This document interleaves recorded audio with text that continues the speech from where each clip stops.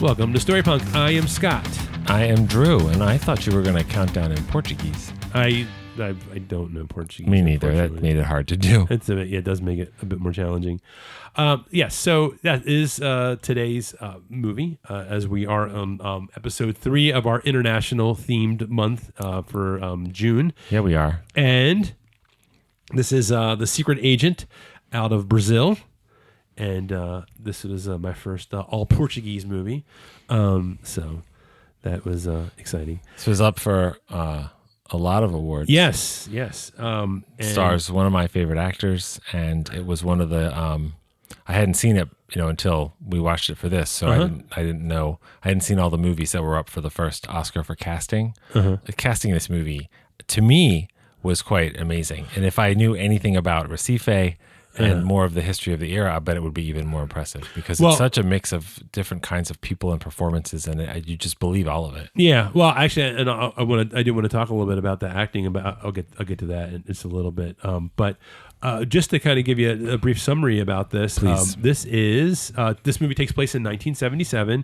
It's set in Brazil. Recife is the city that it's in, or at least the majority of the movie takes place there, and the majority of the movie takes place in 1977. There are some other time periods, but we'll get into that. And this is it's a sort of a period of like political turmoil in Brazil. This is they are sort of, is this the height of fascism in I don't know. I mean, it's during the Brazilian military dictatorship from the mid 60s to the mid 80s, and this was under the what's the name of the law? AI5, which basically suspended habeas corpus. And free speech and all this stuff. So in 20 years of military dictatorship, this was the most oppressive. And this is when people, the casual way that extrajudicial killings and abductions and all this stuff is shown in the movie, and the way it affects everybody's lives and what's behind it and stuff is, it's one of the scariest realistic movies, because the idea of secret police with no limits being able to grab citizens off the street and they disappear and you can't find them, and some of them are dead. That doesn't sound familiar to our country at all. So what you're talking about. But Wagner, is it Moura? I believe it's Moura. Yeah, and he is he's like a technology expert at a university, right? He's an engineer doing electrical engineering and like electric cars, and he kind of runs runs afoul of this like bureaucrat with some power, I guess you would call that. I don't. Or was he? What was he? He's a corporate guy. He runs. He says, "I run a small family company," but he's obviously connected to this larger company. Yeah. He's again something we can't relate to. A large, wealthy corporation basically partnering with the government. Yeah, and it's not really clear who's in charge, which is a textbook definition of fascism anyway. Yeah, so. And it's so because of he gets into a very let's just say a heated discussion with this guy, he is actually forced to go his character is his actual real name is Armando, but he's currently using the alias of Marcelo. Are you gonna blow his cover? Come on, man. I know. Have some respect. I'm sorry. He's an enemy of the state, so I got to do. You're the problem. I am the problem. No, but anyway, he is he's forced into hiding, and he's seeking help from this underground resistance, which is sort of like they're almost like the witness protection, like freelance, like the people's witness protection in a sense, and but he wants to flee the country with his young son, which is kind of. It's something that is not the easiest thing to do, apparently, as we see. Well, and his son is, what is he, 5? And he's being raised by his in-laws. He's a single digit, I would. Yes, I think it's safe to say that. And he's being raised by his in-laws and his late wife's parents. Yeah, she passed away. She got sick, right? So I'm trying to remember now. That's what they said. Okay. She's in one scene in the movie. And powerhouse. She does. She seems very amazing. It wouldn't surprise me if. That's what I kept thinking, is that we were going to find out that she didn't actually that something else happened, because she seemed very fierce, and she wasn't going to take any crap from anybody. Which in fascist regimes, people like that tend to disappear. It's not ever explained. Exactly what happened to her. So him telling his son she got sick and she died. That seems kind. But we don't really know. And also in a fascist regime, I'm sure the medical care is not the best either. So she very well could have just died from. There's a lot of things that could have happened. It depends, but yes. Yeah. Who knows? But I don't want to forget that this is written and directed by. I'm gonna. You do. I believe in you. It's Kleber Mendonça Filho. I wrote it down. Man, sorry. I'm really trying, guys. But he wrote and directed this, and he actually, I believe, grew up in Recife. He's from Recife, and I believe at least one of his earlier movies, Neighboring Sounds. I haven't seen it yet, but that's a Recife set movie, and he's got one called Aquarius that's I think also like that. The one that it's been on my list forever. I'm surprised I ended up watching this before I watched that. His last movie before this, his last feature, is called Bacurau. About a town in Brazil that I think the matriarch, some 90-year-old woman they all respect, she dies. Yeah. And then they discover that their community has been erased from every map. Oh. And it sounds very interesting, intriguing, and metaphorical. And I haven't seen it yet, but I don't know if you ever read the Vargas Llosa book, The War of the End of the World, which is basically the inspiration for Carnival. Okay. Which is an amazing HBO show that didn't quite get to where they wanted it to go, but it's very intense, and it feels like Garcia Marquez novels are set in this specific world that I don't know anything about until I start reading it, and then I feel like I'm invited in to experience this world, and Llosa writes like that, and it's I don't know, the vibe of that movie is supposed to be really interesting, and the vibe of this movie is so specific. This is like Robert Altman directed a slacker, a 70s thriller. It's crazy. I felt a lot of influence. I even felt like, and that's not a negative thing. I felt a lot of influences. Like I even felt that whole hairy leg thing. I got like major David Lynch vibes from that. Well, that's a real thing. Yeah. In Recife, that was a whole thing that was like captured the popular imagination. Like a leg was found, and it became the hairy leg. Okay, so that's like people from Brazil, especially from Recife, they know that, and the whole story of Recife of a hairy leg attacked all these gay people in the park and kicked them in the nuts and all that kind of stuff. It was kicking. It wasn't discriminating. It was kicking. But it was attacking a gay community because it represented secret police murdering gay people in the park. But I'm talking about the way they shot it. No, I'm saying, but like it's funny and it's weird, and then it gets the whole movie when it gets violent. It's very casually, very upsettingly bloody and upsetting, and the hairy leg is really funny until you start seeing the top of it where it's torn, and it doesn't just kick someone. Like all of a sudden their faces are bashed in, and all this kind of stuff. And when I saw, but like that part when it kind of pushes through the trees and you kind of see it like on the shore. Line or like the water. I don't know if it's really. I don't think it was. It's on the water, beach, but it was right by the water line. And I was like, this feels very, because it's like kind of dark and it's like you just see like a leg, and I'm like, this feels kind of like something from a David Lynch movie. It's a leg wrapped in plastic. I know it was so. But it was, I thought that was a. I did feel like there was a lot of different influences going on in this movie. I also want to not forget to mention that there is a surprise cameo by Udo Kier. So is this his last movie? It's gotta be. So this is what I heard. I heard this is the last movie he shot, but he has some other stuff coming out. Like he has like a video game that he did voice for, and there's like he was in a TV show, like that TV show Dark Wind about the. I think the Reservation Police. Oh, that's the Tony Hillerman thing. That's supposed to be really good. I think I don't know if he's got a reoccurring character. He's a character, and then there's so that came out after this movie. But I think this is the last thing he actually filmed. Well, he's one of those guys. He worked a lot. Yeah. So it's like, I think I said this in one of the other episodes. Was Cocaine Bear Ray Liotta's last movie? Yeah, who knows? I don't know. He died and 7 more movies came out. So I don't know what he shot in what order. Some of the I think like a big like takeaway for this movie is sort of like, I would say its core theme is trying to like survive under the weight of like this institutional power, because it's like it's very like I will say this movie, like the one like criticism that I do have, not that I don't have others, but the main thing is that I do feel like it lays down a lot of runway for its world building. Like and I was kind of like, I'm ready. Like I was like, I'm ready to go.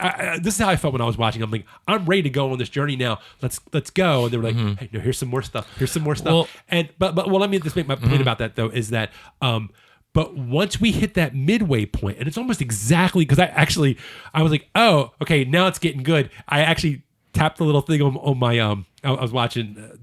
I'm watching it on Hulu, and I tapped my TV remote, and I came up, and it was like almost literally right at the halfway point. It's funny. Then you're like okay, now it's like because I kind of didn't know. I kind of felt like I was as a watching this as an audience member. I kind of like it was like I'm interested, but I'm kind of like I was kind of free floating. Like what are we doing here? And then once you kind of hit that point, when you see the guy the guy who's the business guy that doesn't like him for some reasons, Jiro, whatever. His name is. Jiro, like he was angry when they didn't say his name right. Fucker. He I know, and it's like when you really found out what it was, you were like, and he was like, this guy's a really bad person. You're like, and then when you like get to the end of the movie, you're like, what? But when once you got to that point, then you're kind of like, okay, I see where they were going, because I knew just like a general thing, like I knew this guy was trying to leave the country, but I didn't know really like what there was gonna. No, we don't know. The movie doesn't spoon feed us. I think part true. of what we felt, like I don't think you're saying you were bored for the first half. No, you were no. like, I'm ready, let's go. I think part of that is, and it's why I think it pays off in the way that the movie continues in. I know what you're talking about in that second half. It starts to get some more movement to it without. Well, I feel like I had direction. Well, I it wasn't know where to point myself. Right. It wasn't inert before, but what I think it is, and again, you and I wouldn't recognize this. I think it's spectacularly successful, meticulous recreation of Recife in 1977 Brazil. The buildings, the outfits, the classes of people, the things they were doing, the cars, all that kind of stuff. Like apparently, if you know anything, stuff I want to talk about. Okay, but I mean, apparently, if you know anything about the Brazil in that period, this movie was really like, oh my God, it's a time machine. Yeah. Now, what it felt to me was it felt very authentic. I couldn't appreciate it on that level, but I thought that was good that I picked up what they were trying to do. And that's why I describe it as like a 70s thriller that's also very chill, which is a weird vibe for a movie, but it does work because if you don't ultimately care about Armando and the people around him, then you're not going to care. Yeah, I was worried for at least movie. half of the movie that his father-in-law was going to get murdered. Yeah, I was worried about that too. He's a very kind and sweet man. And there's a lot of people in this that are just nice people that are under threat. I mean, to me, the very first scene of the movie, when Armando pulls off to the gas station, and there's a dead body that the gas station owner seems basically unconcerned about, except don't let the dogs eat it. And then these cops come, and one of them has blood on his shirt, and it's all this mounting dread, and you don't even know why, but the cops are looking for a reason to make trouble, and then they even solicit a bribe, and then the opening titles of the movie, and it's very, very unsettling, and also it's very almost dreamlike because you feel. I got a fever dream quality. Yeah. Well, the thing is, this. everything is really hot. Mm-hmm. It feels really hot. Yeah. And the movie. I mean, it's interesting when a movie can give you a sense like that. Like one of my favorite movies that I don't know if it's good, but I love it because of the way it feels is Perfume: The Story of a Murderer. Because that movie is crazy, but somehow, especially at the end, you can smell what the characters are smelling. You can feel it.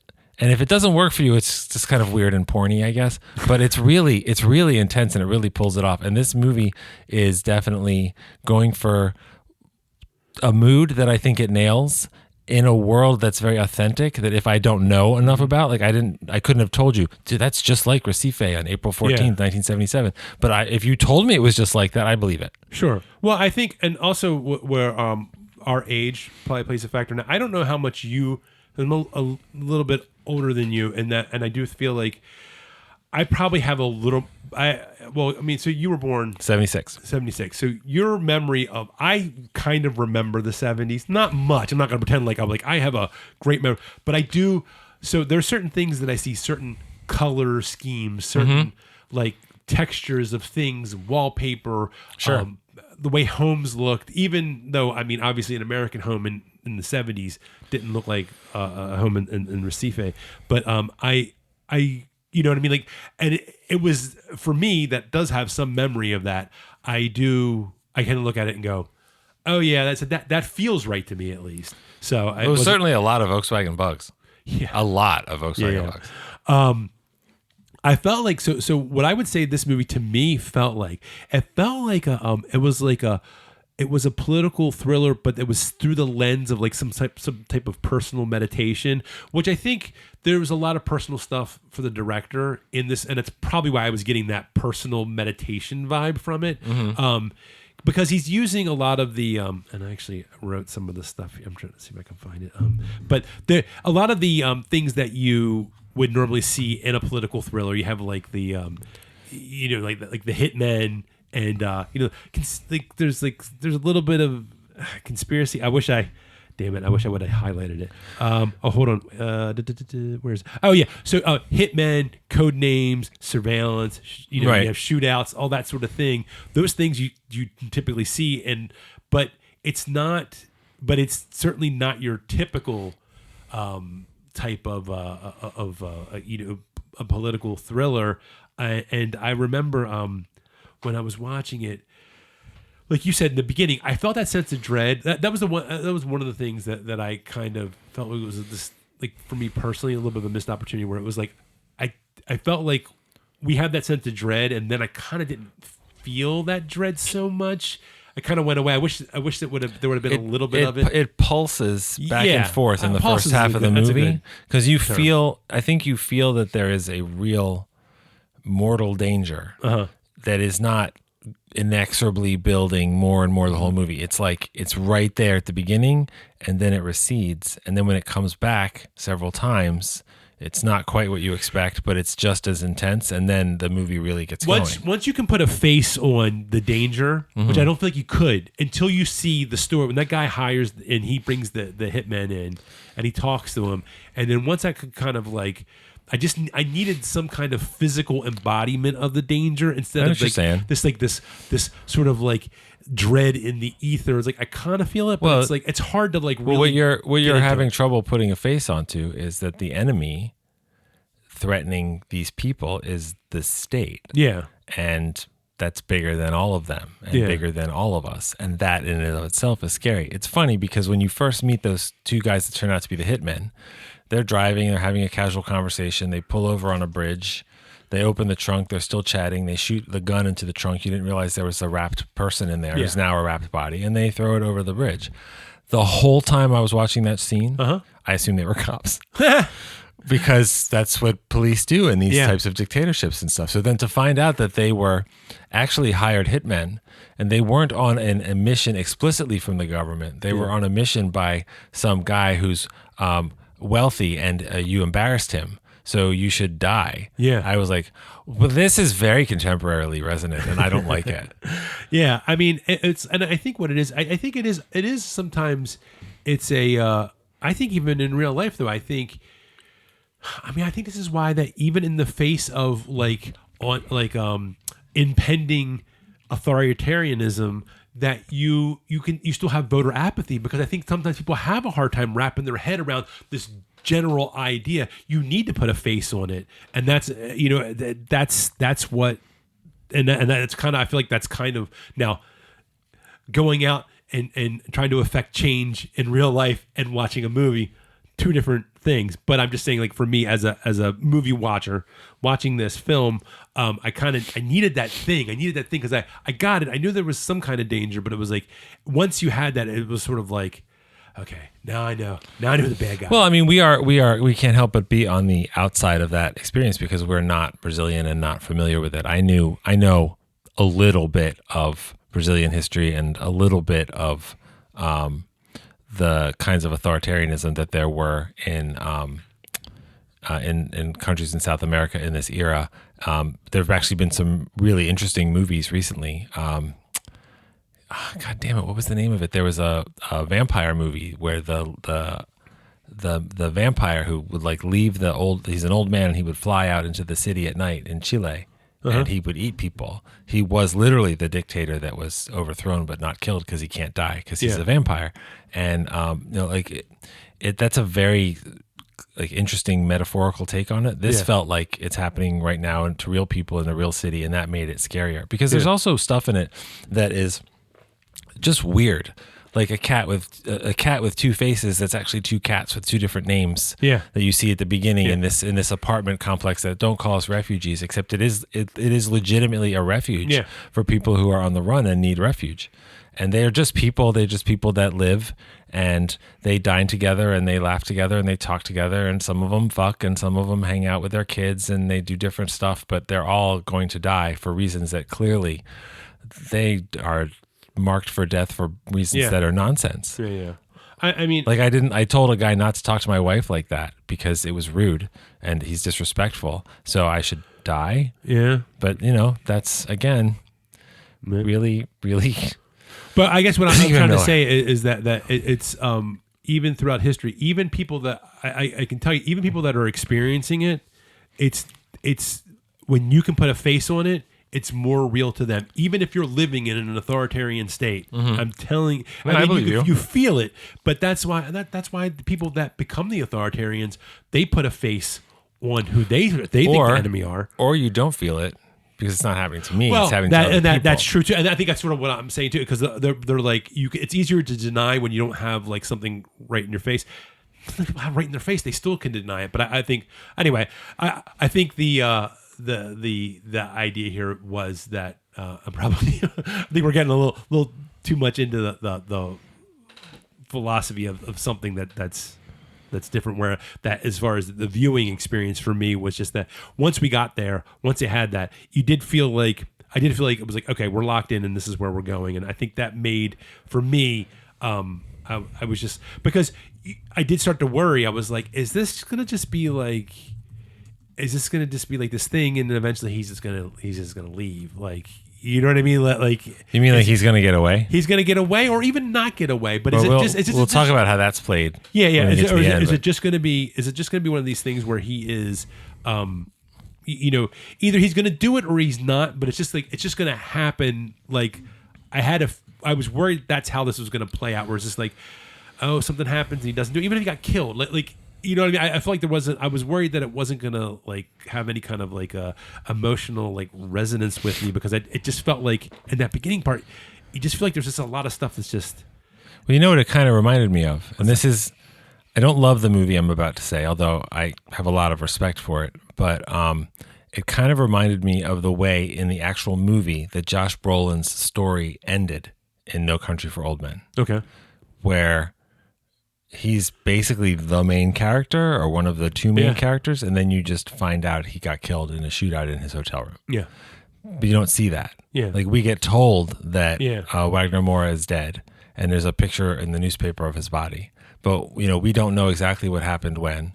And we saw, like, shooting and murder and all this stuff in the, like, I don't know, an hour before and everything. Yeah, it seems like if when you watch it, and this is, but that's what happens. Those people, they stop being people after a while. And that one researcher woman who, it's weird because when you flash to the present, it's very interesting. Let's kind of like frame this so people kind of understand what we're talking about. So there are three distinct timelines that happen. The main part of the story is 1977. That's the majority of the movie.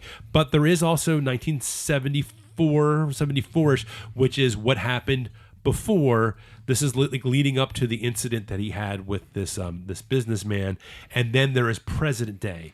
Present day is a little bit jarring the way, and I personally kind of wish they wouldn't have done it that way. But that was. I agree. It is jarring. It is not my favorite part of the movie, but it's also the point of the movie, in that this is about this trauma that happens to whole countries and whole generations and whole families. And I think casting Wagner Moura playing his own father and his son really shouldn't work. And it really does work because he's such a good actor that the sadness in Fernando's face is the same face as his father. But like his whole thing is like he gets handed all the answers about this is really as close as we're going to get to what happened to your father. And his father, meanwhile, wanted to just find an ID card with his mother on it. That would literally be all that he had. And he didn't have any of that. And so here's all the stuff that your father couldn't find about his own family. Here's a thumb drive that has everything on it. And you don't know I almost if he'll ever think he was going to take it. Well, see, I knew he was going to take it. I don't know if he'll ever listen to it, and I respect either way, but he couldn't pass up the option to have answers, even though the answers are your father was murdered because of you could say either nothing or because he was a principled, decent man who didn't think you should talk to your mom that way, or some guy you should talk to your mom that way. And that's not a good reason to die. And it's not a good reason to die in the street. And you remember the headline when you see his body, it's something about how, he was accused of corruption. So they're defaming him after he's already dead. And that's your dad. Except your dad isn't like some national hero that everybody knows. Your dad's just another victim of the secret police, of the dictatorship, of this evil, and it's still your dad. So the way that the present is used at the end of the movie, to me, it really brings all of that together in a way that's like very low key for being essentially the emotional climax of a movie. But it made sense to me. I felt like it was, it made sense the way he did it. I don't know. I felt like it muted the impact of his death. I kind of wanted. I think I wanted some catharsis, and I feel like I didn't really. Even though I understand your point from like strictly a storytelling standpoint, where it's like this is the point. At the same time, I kind of wanted to be like I just wanted to. I think you're saying what you're saying because I think you and I saw the movie, had two different experiences of the movie. I didn't know what was going to happen, but I knew he was doomed. You're saying, is he going to get away? Like those are both legitimate things. The feeling I got from the movie was this poor guy is doomed. And he's just a guy. He's not really equipped to protect himself. When an assassin I guess I was says Armando, and he keeps responding like you're not a spy, you're not ready for this, and you're going to die. It's just a question of how. And you're watching hitmen turn on each other and execute each other, and they still got him. Well, I knew he was ill-equipped to handle this, so I figured that. And I would be. I figured that. He was a scientist, so he's like an engineer, whatever. He doesn't really, and so I knew. I thought there might be a chance that somehow they might get his son out of there. I didn't know. I kind of felt like you said. I didn't have a lot of hope that he was going to get out of there because that would, especially something that was trying to pull them, trying to be so grounded and realistic. He wasn't going to go in there and this guy isn't going to pull a John Wick. Everything is still the same. His son is literally working in what used to be the movie theater in the story, or the other movie theater in the city. And it's the world has changed, and the country of Brazil has changed, and what was happening is not happening in the same way, and it is in the past and means less and less to people. Like if you told me this is what my family was doing in 1884, I want to know. I have no idea. I have no idea what they were doing. I could tell you some of them were in Europe and some of them had come to the States, but I just don't know. So if you told me I could learn about it, I would want to know, but it really doesn't have any meaning. And like, this is a city, this is, 50 years almost after, presuming that the present day is like really our present day. So it's 49 years later and it's the same city. It's the same Recife. It's the same people's children. Some of the people that we saw in that 77 era, even if they weren't main characters, they're still alive. The woman that, I can't remember her name, the woman that Armando is sleeping with, that's the other refugee. I hope she and her daughter are still alive, but we don't know. Because that's the other thing. People just disappeared. It was even worse in some other countries, but they just disappeared. And yet everything is still the same. This is the same building with a different purpose. Wagner Moura is the same face, but he's a different character. He's his own son. Like it's it's very interesting the way that the movie is made and the way it's telling the story that it's telling. And also, I felt like a lot of things in the movie were quite symbolic and representing things that I didn't have any reference point for because they were very Brazilian. Yeah. It didn't make me feel left out. It made me want to look up more, which is how I learned that, like, oh, no, the hairy leg is a real thing that, like, people said. That was part of, like I guess, pop culture and news culture. And like, everybody knew what it was. And it's funny because Jaws is part of the culture that we see there, which is part of the culture all over the world. And the hairy leg was something that came out of like a murder victim's, leg being in a shark at the same time this movie is out. And I guess listening to people scream while they watch The Omen, when we know the other things they could scream about, like it's very, I don't know. It's one of those movies about making movies that isn't only about that, but that is interesting the way it does that too. I definitely think there's a cinematic experience going on within the, like a sort of like a meta cinematic experience going on. Yes. And you know something. I actually watched it all the way to the. Did you watch it all the way to the end? I did. And I did. It sounds like it's a movie house. Yeah. And cool. so and it was like that really kind of brought it home for me. I was like, oh, I said that sounds like people at a movie. Now it's interesting that you picked that up because I haven't seen it, but this director, KMF. His movie, this is a narrative feature film, right? And this was up for all these Oscars and all these other things. The movie he did before this was a documentary about, it's like 2.5 hours, about one of those big movie houses in Recife. Yeah. And I think there's some quote, I can't remember what article, maybe Deadline or something, but there was some quote that basically he was like, the best documentaries are fiction. Yeah. And then he made a movie about this movie house in this specific period in Recife and in Brazilian history. And then he made a fictional movie that's apparently as real as it gets for depicting this era and all that kind of stuff. Because, that's pretty meta movie making about movies. The Harry Lake thing was done like one of those like grindhouse like things when it's going around, it's kicking. Because at first I was watching. You could see Tarantino standing up and slow clapping or something. When you watch that scene where, because at first I was like, is that somebody walking? And then you see it like the camera start to pull out. You're like, holy shit, that's a damn lake by itself. It's funny and weird, And it's like jumping around and kicking people in the face, kicks one guy in the balls, and you're like, what the hell? And it's funny until suddenly it isn't funny. Well, yeah. Because it's so violent. Yeah, well, then you research it and you go, oh, this wasn't probably as funny as I thought it was. So they were trying to make a statement, and I just thought it was goofy. It is goofy. No, it is goofy, but you know what I mean. Like it's more. There's a lot more when you scratch the surface than just being goofy. I wanted to say that Chilean vampire movie that I mentioned about Pinochet is called El Conde. Oh, it's on Netflix. It's from 2023. It's pretty wild. Yeah, you want to talk about a movie that's even more metaphorical? Yeah. Pinochet, one of the world's most horrible, disgusting dictators, is a vampire that literally flies into the city he used to rule and eats people. It's great. That definitely sounds like a different take on that idea. That sounds like an Udo Kier movie. Yeah, it does sound like one of his. It's that his cameo. It reminded me a little bit of that scene in Marty Supreme. A little bit about the honey story where they're like, hey, like, let's see your scars. And I was like, dude, get that guy. Don't make him show you. Well, and Udo is a German actor who plays German characters and sometimes cartoonishly German characters. Yeah. Even like in fun stuff, like he's got a real gravitas. So even, like they rip his teeth out and let him burn to death in the sun on the beach in Blade. But he's in Lars von Trier's The Kingdom, the miniseries about, it's basically like, I don't know if it's a haunted hospital, but it's a hospital where a lot of weird shit goes down. It's the main hospital in Copenhagen. And it's very funny and it's very weird. And I think it's the end of the first season that a character has a baby.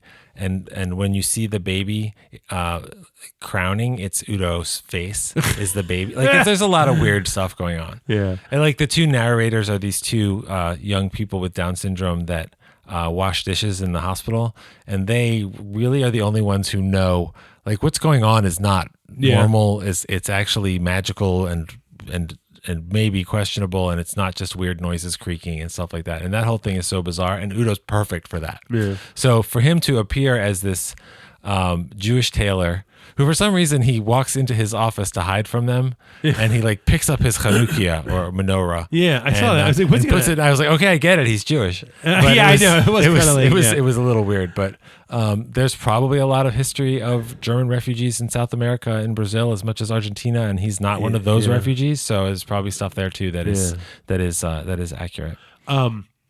I did appreciate he was I think it's always more effective when I hope this doesn't come across like one of those people like, I don't want movies to be political. Not that I have a problem with them being political, but I think he did a really good job of.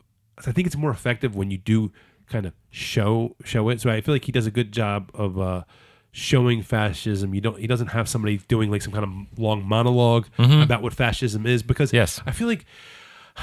And the only reason I say that is because I feel like people will tune out, for better or for worse. I think it's like, when people see like the real cost of what happens, and it's one person, but it's like, but that person could be anybody. That person could be someone that could be your spouse.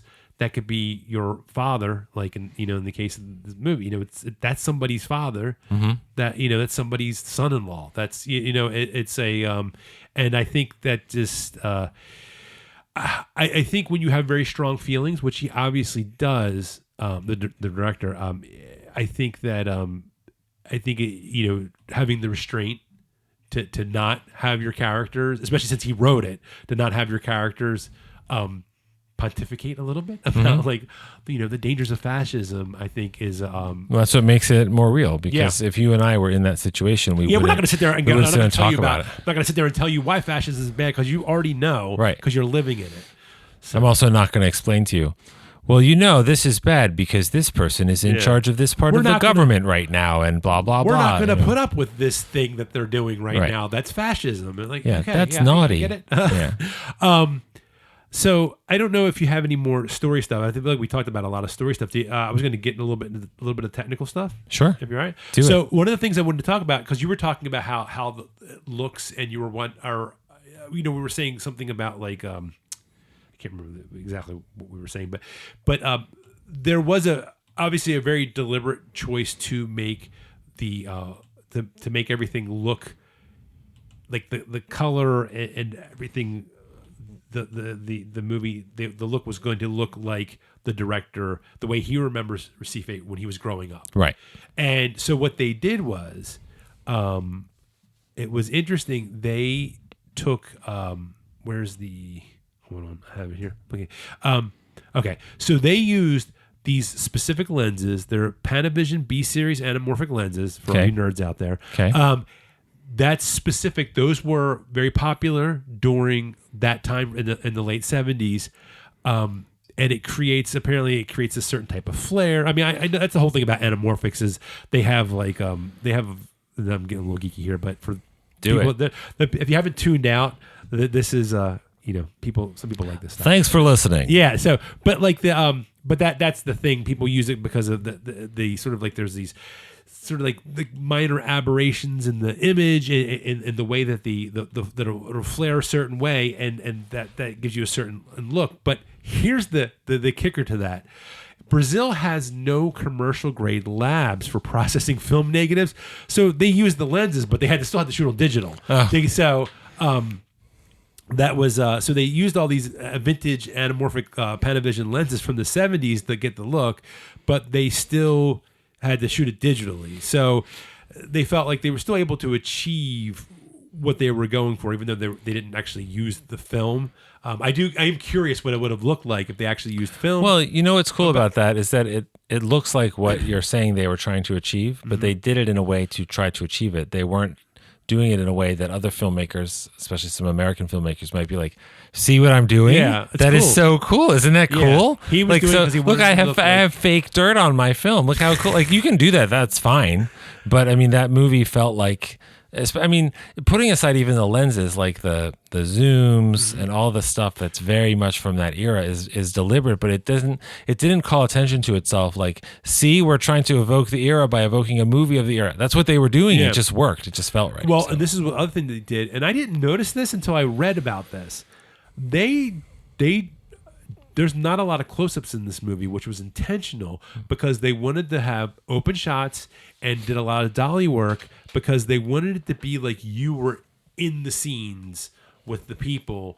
And they felt like rather than just like it was, when you start doing a lot of the close-ups of people, like when they're having sort of those contemplative moments, it does, sometimes you're like, oh, that's a really great shot.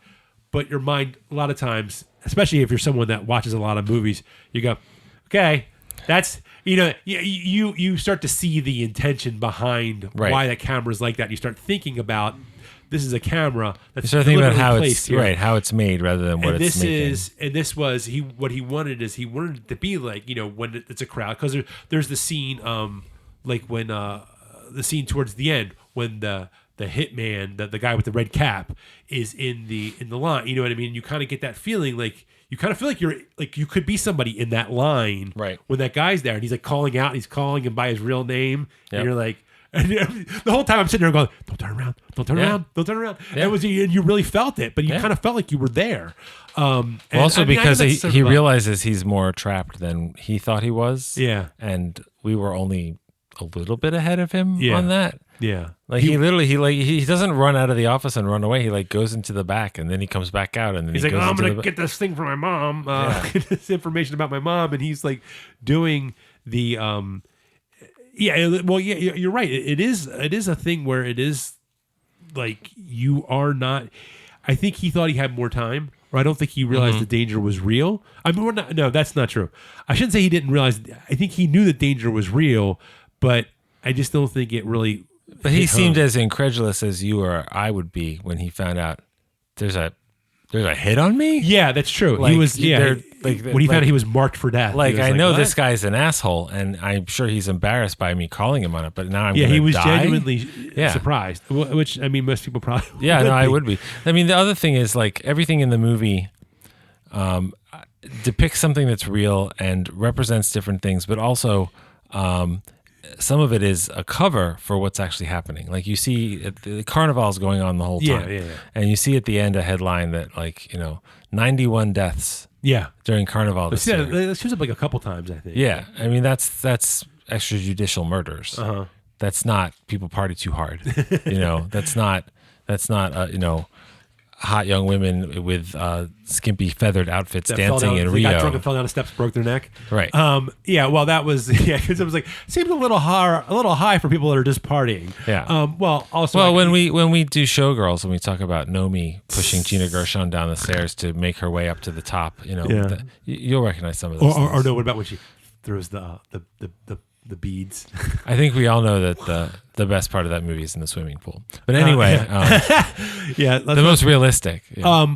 I do like one of the things too about the editing. I thought, I mean, other than I do feel like the modern day stuff was a little clunky. Although I did like the first time we go to present day and you see the iPhone, I almost didn't catch it. Yeah. Well, it's like. It's jarring, but it was like almost like a delayed jar because I think we're just so used to seeing like iPhones, and it was like I think if I remember the scene the way it plays out correctly is like you see I think you see like it's like a computer. It's like you see like the pixelated computer image of a newspaper, and then you see an iPhone. And it's like it took me like a beat, and I went, "Whoa, wait a minute!" That was like, and that was I liked that, but I did feel like when they kind of go back to it, I just felt like there was something like it felt to me it felt a little clunky, but the way that they would go back and forth between 77 and 74, that felt really good. I felt that felt really like it was like okay, this was the right time for them to tell because you're genuinely curious like. Once you find out that this the guy that's put the hit out on Armando, you're like of course then you're like, well, what the hell did he do? And you're genuinely curious. That I felt like when they were cutting back to 74, it was like that felt like it flowed really good. It was just the modern day stuff, and they also didn't have to put up date cards every time it switched back and forth because they changed his look. Yeah. And like good. It was very specifically done. It was His long. Hair's It longer was Doug Henning or Doug Henning. Then it was mustache, and then it was interesting. Crew cut. Then it was his own son. Also, it was the saddest face of all of them. Yeah. And also, or was he really a vampire and didn't really die? No, that's a different movie. That's a different movie. Damn. I also like the did you notice how they put a lot of the diegetic and non-diegetic music like in sound, like the sound design. I thought it was very interesting. Mm-hmm. It kind of like built up a little bit of the tension in certain scenes.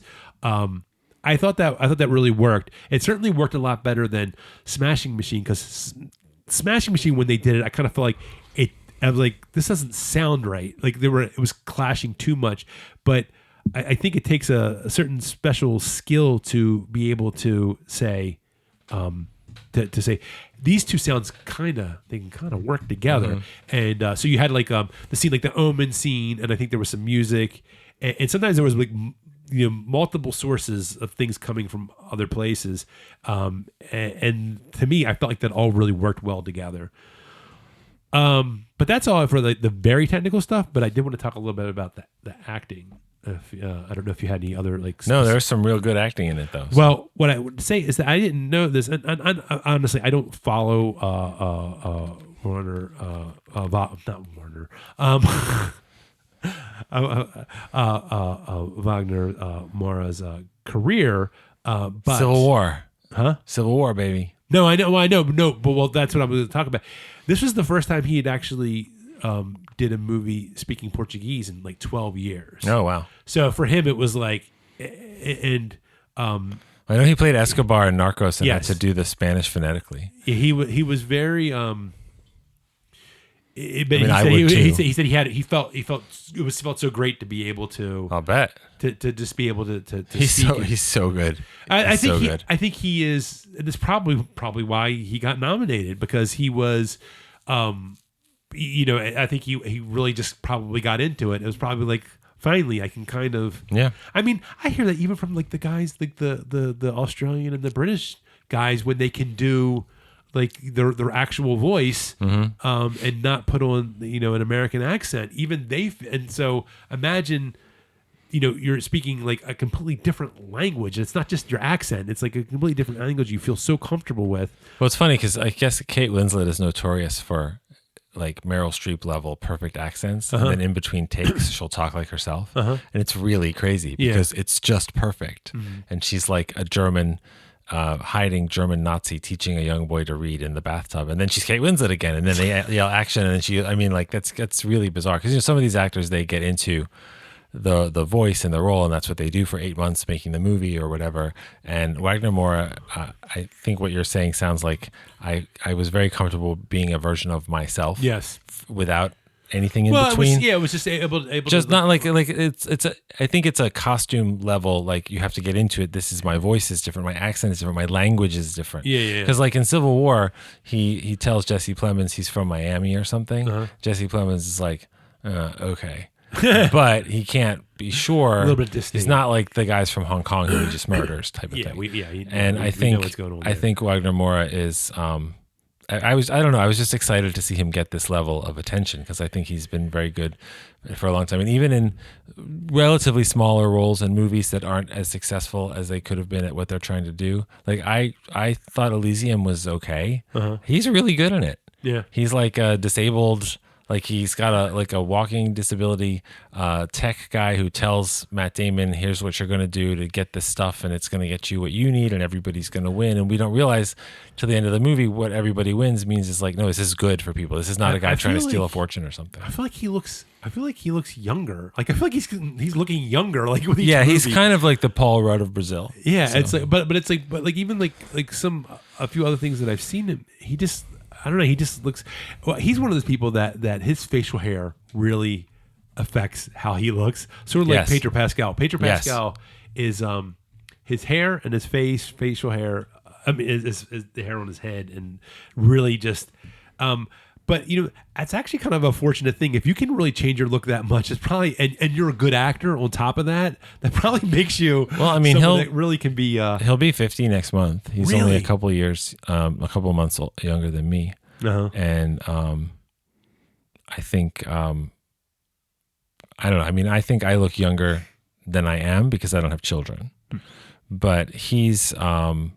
I think he can. Face, so that's good. It's healthy. But he can sell me a lot of different things. Like I tend to think of him as looking really like rough, scruffy, or not. Yeah. And in this movie, I just believed every version of him that he was playing, and that I didn't think about like I noticed his hair and his beard in 1974, and there was a more of a freedom and comfort with himself as the character. Yeah. And then he's then he goes to Recife to hide. He's not from there.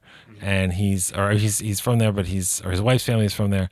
But that's the other thing. Apparently, in this movie, you and I'm going to just go ahead and presume, we really don't know much about the cultural relations between different parts of Brazil. So when they talk about like the North-South relations and things like that means something. And all these people in this movie from all these different cities, like Rio and Sao Paulo and everything, they all have different accents.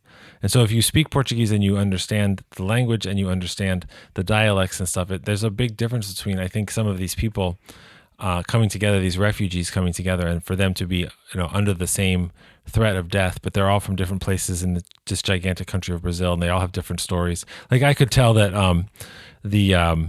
Angola was a Portuguese colony. So that couple that are refugees from Luanda, from Angola, they had an accent that I could tell was a different accent. But apparently Wagner Moura's accent is different than three other people's accents from all different places in Brazil, and those are all accurate. It's interesting because I didn't pick up any of that when I was watching it, but I also didn't feel. I don't know. I think it's a tribute to the movie. I didn't feel left out, but I also didn't feel so distracted by that. Like I got to pick up my phone right now and see what's going on. Like afterwards, I wanted to learn more about it. Yeah. But I don't know. To me, that's the sort of like chill world building that you were talking about, where you're like, all right, the runway's down. Are we going to take off? And it took half the movie. Yeah. I think that maybe was what made me find it more absorbing. Not that you're saying you didn't like it or didn't work for you, but I don't know. It's a very, even when it starts showing stuff like, let's pull over while we're joking and let's shoot a gun in the trunk and then let's keep joking and chatting as we take a body out and throw it off. Like, that's pretty low key, horrible stuff. But the horrible stuff gets worse. But driving down the road with a leg out the window. Yeah. That was crazy. Yeah. I think it's also interesting how they used, so they did use a blend of, the supporting actors, where some of them were professionals and some were non-professionals. And I thought the lady that was Donna Sebastina, Tatiana, the little old lady. She's awesome. She was great. She's amazing. Yeah, she was.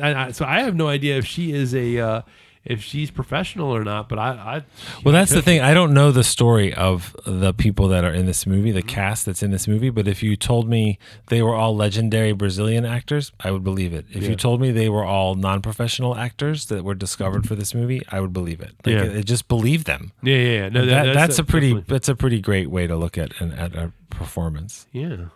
And I really don't have much more to say about it. I mean, I think overall, I like the film. I do feel like I said, I do feel like they did take a little while. I'm not one of those people like they needed to cut a bunch of stuff out, because sometimes I'm fine with sort of. I mean, look, I grew up watching some of these movies from the 70s, and there's a lot of. I'm used to like watching stuff where there's like long scenes of people not talking and they're just being contemplative or whatever. I can deal with that. But there, what I did was like, man, maybe they could have shaved a little bit off here and there. But you know what though? Overall, I would say that this was. You got to know what you're getting into. Right. I would suggest that, because I feel like if you are, I could see a lot of people like kind of like not making it through this. Absolutely. So, but it's. I mean, it's a vibe movie at Sure. the beginning for sure. And if it's a vibe movie, either you get into it or you don't. I'm looking up Sebastiana Maria de Medeiros Vila, who plays, also known as Tanya Maria, who plays the little old lady who runs it. She is 72 years old. Yes. Before she became an extra in his movie that we mentioned before, Bacurau. Before that, she'd never seen an entire movie. Oh, really? She'd never gone to the movies. What? She'd almost watched no television. And she was a seamstress making bathroom rugs. Are you serious? Devoting her life totally to crafts. Believed her as that character. Yeah. She was an extra, and then she was in Secret Agent and made quite an impression. So I'm wondering if like she should. I hope she's in more things. Yeah, she was very good. So, well, I think that have you had anything else? Nothing else? No, I think this was one of the movies that was up for a bunch of Oscars, including Best Picture, and I don't generally get to see all of the movies before then, and this was one of the ones I'm like, I don't think it's going to win anything, but I really do want to see it before the awards, and I didn't get to. And then sometimes you're like, I'm going to see all the Oscar movies, and then the Oscars pass, and you didn't watch those three, and then 10 years pass, and you haven't watched those three. But I'm really glad that we watched this one. I think it's worth a look, and it's on Hulu. Yeah, it's or as you say in Portuguese, Hulu.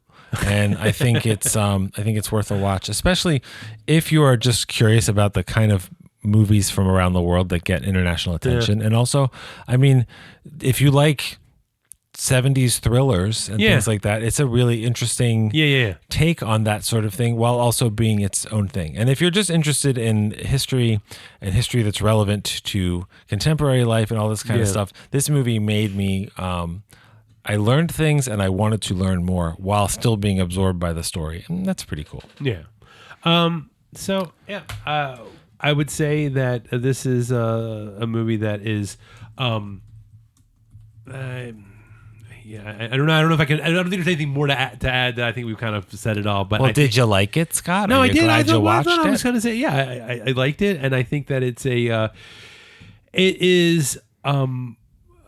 It was interesting. We were talking about how when I listened to this, and I'm not very familiar with Portuguese just in general. Sure, but it does have sort of the someone who's not familiar with it, but I am familiar with Spanish, and not that I can really speak Spanish fluently either, but there is sort of I know there's people probably like linguists out. If there's any linguists listening to this, they're probably going, yeah, dude, that's how language works. But it was interesting to me. It's like the cadence and the rhythm of the language that I'm used to. It's got the same kind of cadence and rhythm as Spanish, but it was like certain points where I knew what they were saying even without looking at the subtitles.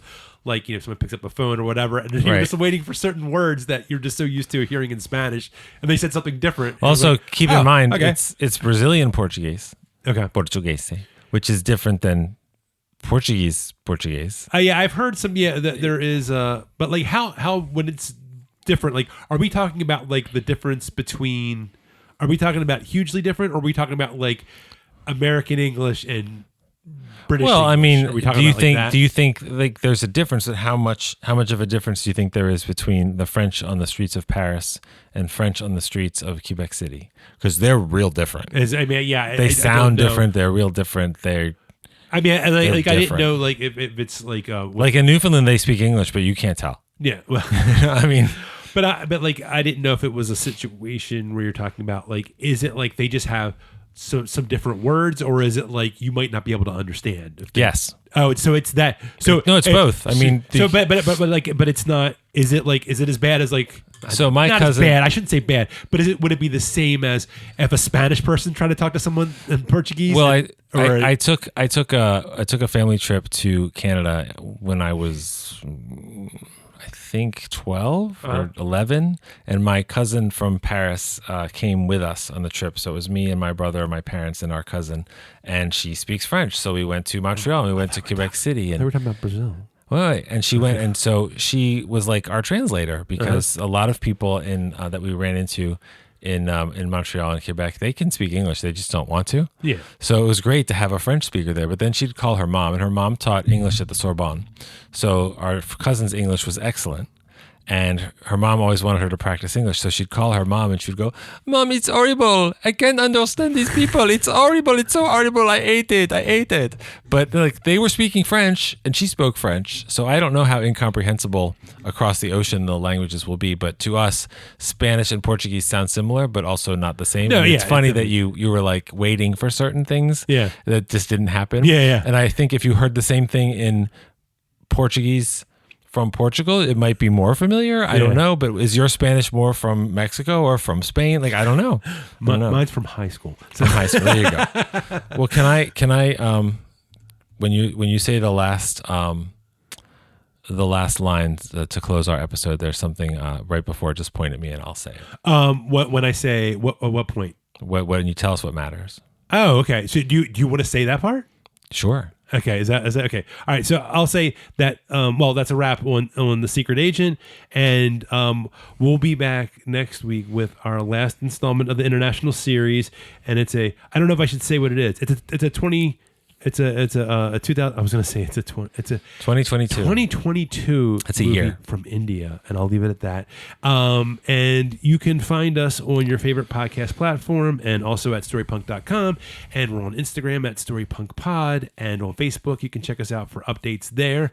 And also you can find us on Letterboxd. I'm Storypunk Scott. I'm Solid Gould. And I'll leave. Should I leave the rest to you? Please. Jesus overlooking the city, forgive my pronunciation, but a historia importa. Very good. Thank you. And so what Drew said. I'm not going to repeat it because then I feel like it's redundant. So you know what that means. And with that, I bid you adieu.